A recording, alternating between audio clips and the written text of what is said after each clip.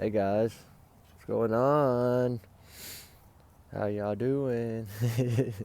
It's not as bad cold. I mean, it's still a little cold, but not too bad.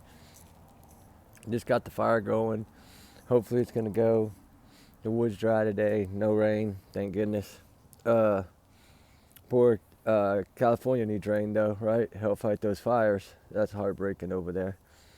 I wanted to say my prayers and my condolences to all the families, and I want to take a minute to talk about something that's new to me, may not be new to y'all, but I spoke with someone that had recently sent me an email, like early morning hours, but I was at work, so I didn't get it. But I had reached out to this person from Hendersonville a while back, and finally got a response. Because I had a few questions that I wanted to ask, right, and kind of wanted answers about that morning, the morning of that they reported him missing, right? The morning all this happened, February 26, 2024, around 6 a.m., 6:10 a.m., 6:09, 8, 7 a.m., somewhere around in there, right?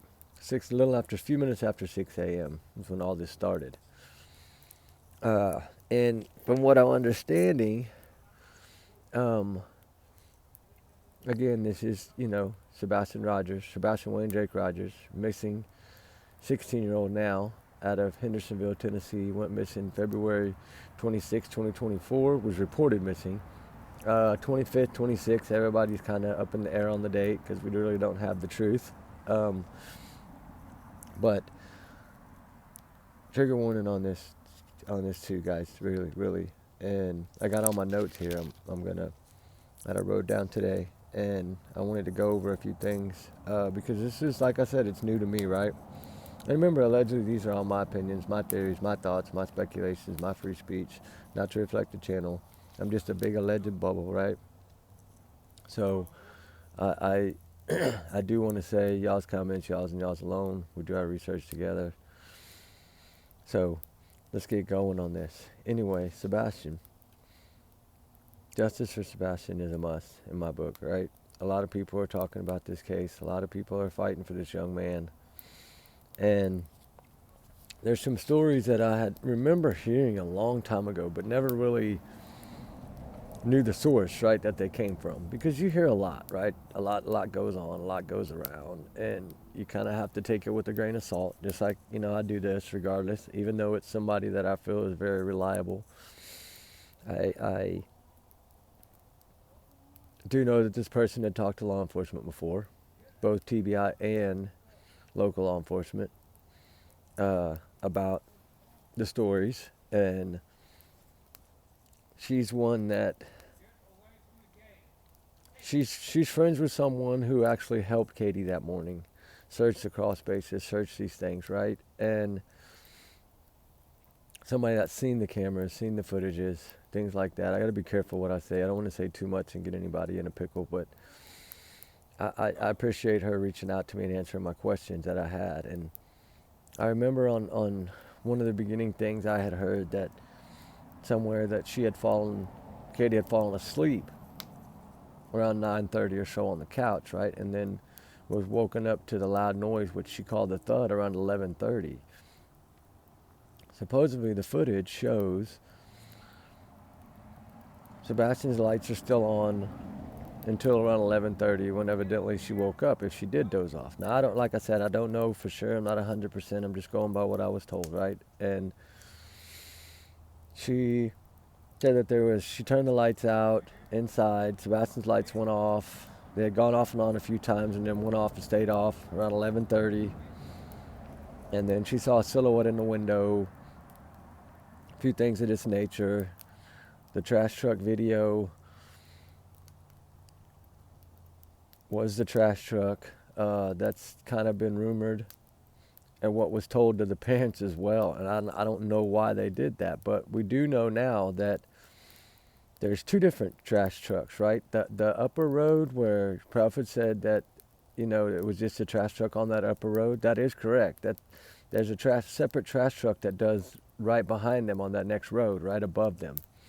So it is two different trash trucks, but it's not the same day because the one above comes on Tuesdays. the Proudfoot's trash comes on Mondays. So I wanted to clarify that. But anyway, there's a lot of people searched in the beginning of this in that neighborhood. A lot of neighbors' children helped in searching every day because they knew the area, right? So they were helping. And then, if y'all do remember, when everything went kind of paused after like the end of the 7th day, first part of 7th day, first part of 8th day, whenever it just like switched, right? They're scaling back. We're going to work on the investigation side. That's the same day that TBI came in. When TBI came in, everything stopped. All the communications with the neighbors, everything stopped. So I'm wondering, and I think that was maybe the 2nd day Secret Service was on it, maybe, or 3rd day, if I'm not mistaken. What did they find, right? Because whatever happened on that 8th day led them to do the landfill search. It led them to scale everything back. They know something, guys. And I've always felt this way, that they knew something about this. They know something. They have something. It's just not everything, but they do have something. And now I do feel that maybe they did tell the parents that the lights were the flash truck, because they wouldn't have been lying, right? The trash truck came after 5:09 a.m. Maybe they never even mentioned the early because they wanted to keep that close to them, right? They wanted to keep that secured, not for anybody to know. They didn't want to tip anybody off. Didn't want to tip off the parents. Didn't tip off anybody, right? And give them a chance to react to it. I don't think they ever had any intention at all of releasing that video, to be honest with you. I really don't think they did. You know, if you go back and watch that Nick Barris when he released it, and then when he did that interview with Sheriff Eric Craddock, look how upset he was about that video, that it got out. Right? And that's how law enforcement is. They have to keep everything close. And if they did stretch the truth a little, they stretched it a little, but they didn't lie, because there was a trash truck at 5:09. So maybe that's the clip they showed them. Because we know it wasn't really breaking daylight till a little after 6 when Katie left the house. When her car was seen backing out of the garage, and she left and drove straight out of the neighborhood. She didn't drive up any street. She didn't drive through the neighborhood. She didn't look anywhere in that area. Why would you not look around the house? Like, drive down a couple of neighbors' houses, drive around that corner, drive around those streets, see if he's in the neighborhood. She didn't do none of that. Red flag, red flag, red flag to me. She just drove right out of the neighborhood like they did on the 20 whatever of March. Poof. And then 39 minutes later, supposedly on 3-way, yada, yada, yada. Police are coming, come home. Well, she's on 3-way. She didn't need to know they were coming. She could hear what they were saying. What was she doing for all those minutes that morning? Same questions a lot of the neighbors have. Same questions I'm sure law enforcement has. But law enforcement probably knows more because they probably pulled traffic cameras. So I pray they're in that area, and I believe they got something. And maybe whatever happened to him happened that morning when she left in that car. I don't know. Who the heck knows, right? Maybe she handed him off to Terry that morning. Kathy came with her to the house. Terry took off. Maybe he's the one behind all of it.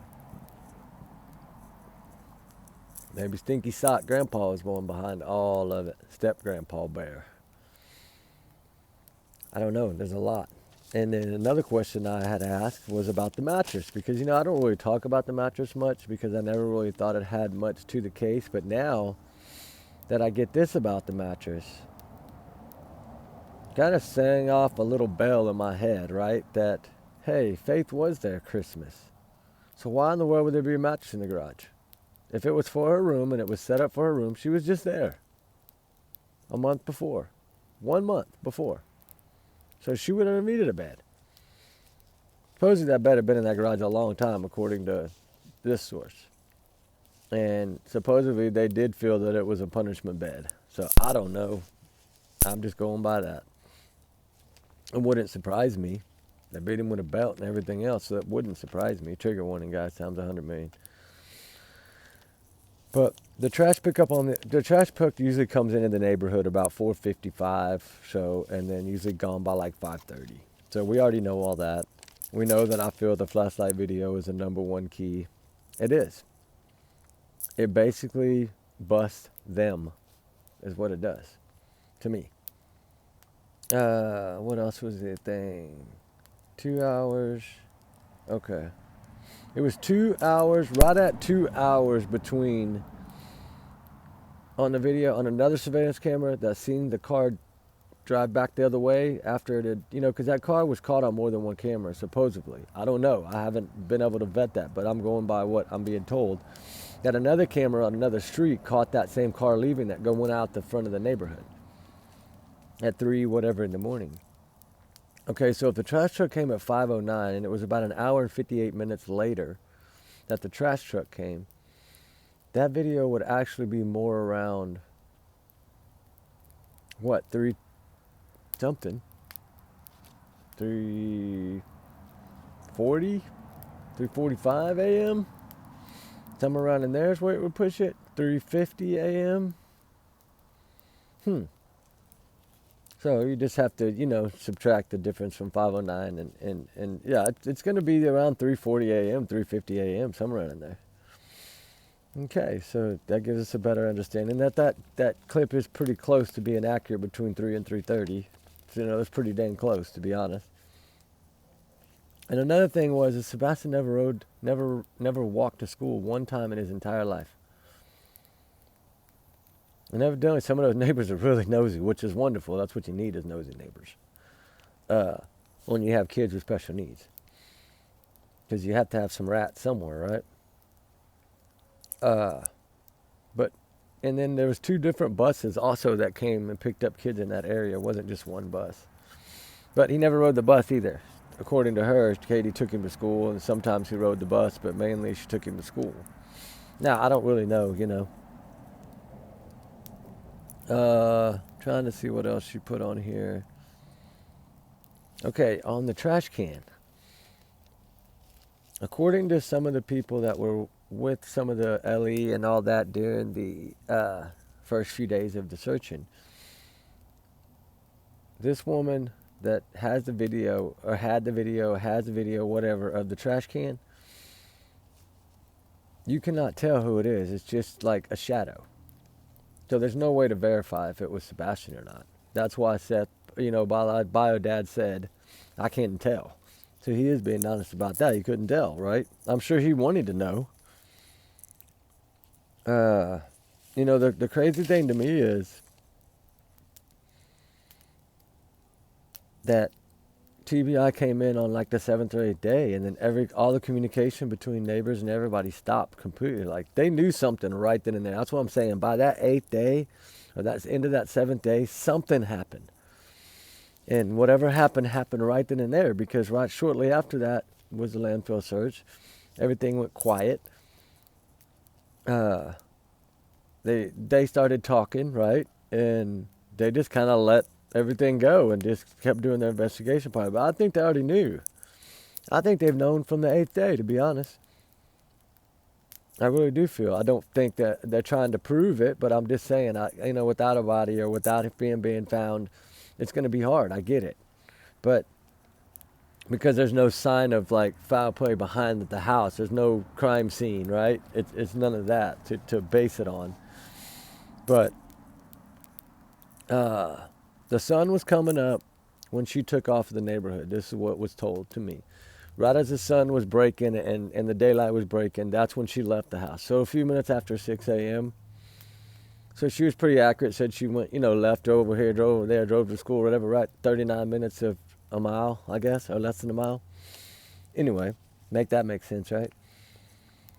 And another thing that really shocked me was that none of the other neighbor kids ever really, some of them didn't even know Sebastian lived there.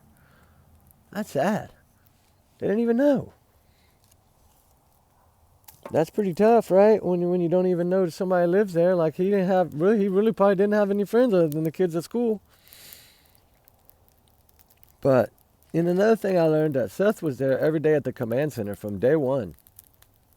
All day at the command center each day. I did find that out. until he started like putting out flyers and searching, with when he went to that park and all that stuff. But in the first 4 or 5 days, the reason his truck was sat out parked on the curb in front of Katie and Chris's is because he was at that command center every day. And then, as the Facebook group, they did that that visual where they all got in a circle or whatever, in the first few days. That Thursday, I think it was. He went missing on Monday. By Thursday, the neighborhood team had decided to pull together and do a little visual thing and pray for him and, make a circle and talk and share. And then, of course, Chris and Katie didn't go, but they sent an aunt and an uncle. And I've heard this story before. I've heard a lot of this before, but I didn't know from the source until now. But it's interesting to think that after just the first few days of him being gone, why didn't they go down there? Why didn't they go join the neighborhood that was supporting them? The neighborhood's supporting you, asking you if you need anything. Like, should have got off your ass right then and there and went down there. That's your son. Basically, they just locked themselves in the house and didn't leave, supposedly what I'm hearing. For days. Like, till the 7th or 8th day. So what were they doing in all that time? What was going on, right? Because we know in that first 7 days, he had came in and then turned around and left and got the camper. It took him 17 hours. That's why I believe maybe Terry, like, if it did happen that morning that she passed him off to Terry, maybe Terry took him that morning to where Chris was. You see what I'm saying? Or wherever they may have took him, right? And I'm wondering about that. It kind of makes me think now, but it doesn't really explain if I go that route, it doesn't explain the vehicle at 3:30 in the morning, which is, I still think, is the main key. I think all the answers lie right then and there, because she did basically fly back to that house. That light source went right back to that house. And it didn't come out the other side on camera, so we know it went to that house. Of course, it's my opinion, right? Just my opinion, allegedly. All alleged here. And don't take it as fact, all alleged. Take it with a grain of salt, right? A mini grain of salt. But I did want to find that other one here, because there was one more that really bothered me. Yeah, I already said he never walked to school. Yeah, and then when she was searching by that crawl space with some neighbor, I think she was searching that crawl space area and stuff by the house. That's when she told her that story about her falling asleep and stuff. And I'd heard that story before. I just cannot remember where I heard it, but I knew I heard that she fell asleep and woke up about 11:30, because remember, Chris even said she was dozing off and falling asleep and around 12, around midnight. But why are they stretching it, right? If it's at 11:30, it's at 11:30. It's not at 12, right? That's a 30-minute window. But she always said he went to bed at 9. Well, her first thing was he went to bed at 9. Then he went to bed at 10. Then he went to bed at 11:30. And so if she heard the noise that woke her up at 11:30, the thud noise, why'd she say she heard the thud at 9 or at 10 or at 9? Like, see, you see what I'm saying? Like, none of it adds up. You get what I'm getting at? And then I did have a question. Not a question, but something I'm thinking. The traffic cams that the TBI got and pulled, right, on the first day, I think they'd already had them. And they are already viewing them. And whenever they found what they found, that's when they stepped in, right? On that 7th or 8th day, they just like, poof, kind of took over, right? And they had to have found something, to me. But then also, if you go back to the landfill search, right? I've researched so many landfill searches to try to understand a little more, right? A lot of times you'll see like a little white tent or a little blue tent set up, right? If they're out there, like Baby Q or any of those, Suzanne Simpson, any of those searches, if they feel like they find something, they usually set up a tent to block it off from helicopters, news media, all that stuff, right? To protect it. They set up a big one on that landfill search, if y'all remember. I went back and viewed the photos. That was a big tent.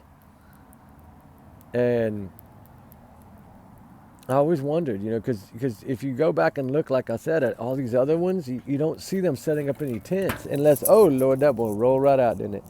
Unless they, thank God it wasn't on fire yet, unless they have something, right? And that's kind of, that's what really got me on the landfill search. I think it really made me stop and think twice about it,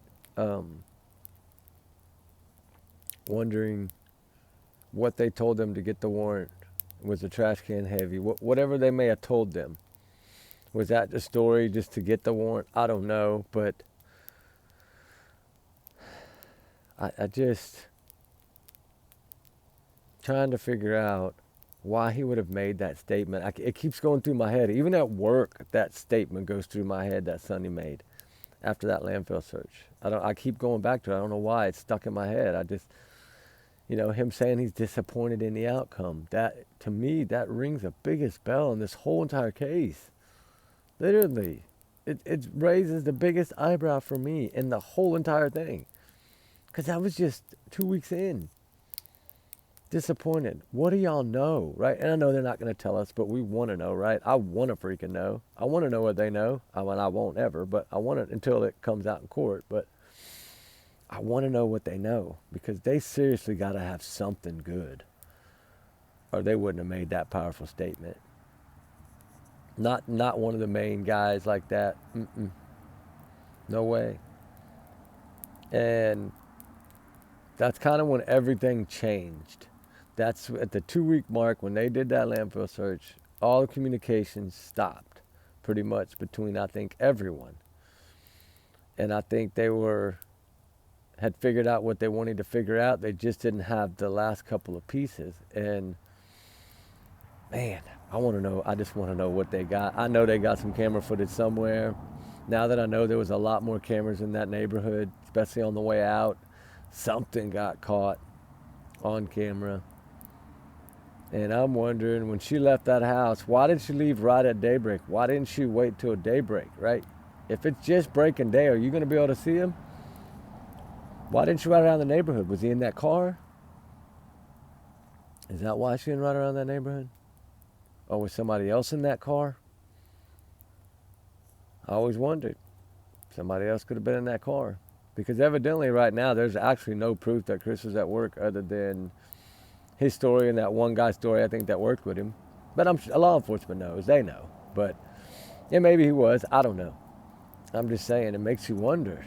What would take her 38 minutes? Just like what would take him 17 hours? It don't add up, guys. It just, the math ain't mathing. Sorry. Make it make sense, right? I don't know. I just stuck on this because we need something new to come out, right? We need something more to dig on. There's so much out there, I agree. And I think what's out here right now is enough to say they're guilty, right? In my opinion. It is enough. And I think the bio dad quitting talking to him as quick as he did and flipping like that, I think he knew something. And I think he felt something as a father. And he knew Katie well enough to know. And then when the CPS and he found out all that stuff, can you imagine all that just piling on you at once while your child is missing? And you're the only one out there searching. And you start learning more and more every day. And they're not helping you. You're doing it all by yourself. They're sitting on their ass at home. Or they ran off to a kids park with no kids with them. Man, I don't know, guys. It's truly crazy. It's truly heartbreaking, too. I don't know. I don't know what to say, but I know that there's got to be justice somewhere. And the thing is that whatever's on these Ring cameras that were turned in, because, a lot of people tried to turn in stuff after, remember, like a week after, whatever. Some people tried to turn in stuff after, and they wouldn't take it. Why wouldn't they take it? Well, what would you think the reason they wouldn't take it? I know what I would think, because they already had what they needed. They didn't go out there and try to pick up those clothes that searchers were calling about because they already know. They weren't going to waste man hours to go pick up something that they already know where it is, right? Kind of like them searching. You don't search for something when you know where it is. Kind of like law enforcement. We're not going to go fetch that pair of pants across that water because we already know where his pants are. That's how I'm starting to look at this. And it all because of that dang landfill thing. Like the way he made that statement. They have to know something. Why the FBI put the reward out? Because they want somebody to come forward. Evidently, there's probably at least 4 people or more involved in it. And they're hoping one of them will step up. But I feel that they know something. I feel that they know something really, really good. That's how I feel about it. And I feel like that's why they didn't go get anything. That's why to them it was kind of like, yeah, they took the glasses, but it wasn't a rush thing. There were certain things people would call, they wouldn't go pick it up at all. I know that for a fact. There's things that they wouldn't go get at all. Why? Because they already know. They already know what happened to this young man, I feel. And it started with the landfill search. Started with that 8th day. That is the main key. When they scale back after, I think, they're not searching the woods for a runaway boy. They were searching the woods because they probably figured they hit him somewhere close because they couldn't have gone far. They knew how long she was gone from that house. They have all the camera footage. They know exactly how long she was gone. They know every move she made. You can't do anything anymore that you're not followed by some kind of camera somewhere. That's why they had to tell us what they told us. We don't know. And when they came in and said they were going to scale back for the investigative side, we knew automatically, okay, it's criminal. In the true crime world, we knew what that meant. Although they didn't come out and say it directly like that, it's what they meant. So technically, we're the ones just speculating because after the 8th day, it was already a criminal investigation. And now you're approaching a year. Well, it's going to be awful late to find anything out there now. I mean, sorry. It breaks my heart. I mean, I still pray that he's out there somewhere and I'm wrong. I pray. But I just don't think law enforcement's wrong. We're not giving them enough credit for what they did do and how fast they did shift this whole thing. We're not giving them credit for that. We're mad at them because they haven't found him and they haven't arrested him yet. But how do we know that's not coming any day? That could be coming in the next 10 minutes. We don't know yet. But the thing is I felt like, man, we really didn't give them enough credit. Considering by the 8th day, we got to think, it wasn't just their Sumner County Sheriff's Office doing it and their police department doing it. It was Secret Service. Why would all these people be involved? To me, I talked about this before on a video. I think when you call a number and it pops up an address and there's CPS reports on that address and you're calling about that child missing, I think that's what sparked it. I think that's why there were so many law enforcement present. I really do. It's because of that reason right there. I think they knew this man had been kicked out of his home. He had abused this child more than once, more than twice, more than 3 times. And I think they, from the get-go, they may have acted to the parents like it was a runaway, but when those dogs got 0 scent in that yard around that house, okay, he had just taken out the trash can after eating at a restaurant with greasy hands. You imagine this? Those dogs would have hit that trash can like crazy. Like crazy. If he'd have left that house barefoot, they'd have been all over that in footsteps. Talking less than 12 hours, guys. Them dogs would have not failed. Sorry, some of y'all might be dog haters, but I'm just telling you, they will not fail. Poor Ruby's not half as smart as them dogs, and she would have picked up something if there would have been something there. But I'm telling you right now, they said no scent. And the one jumped in a pond, which that dog had never before done that. So that's why I think she just confused the hell out of them with his shoes. It had her scent and his mixed. So there's no telling what scent it threw out, right? Her stinky feet and then his feet. It combined them together. So it didn't work as she planned it to work. It backfired in my book.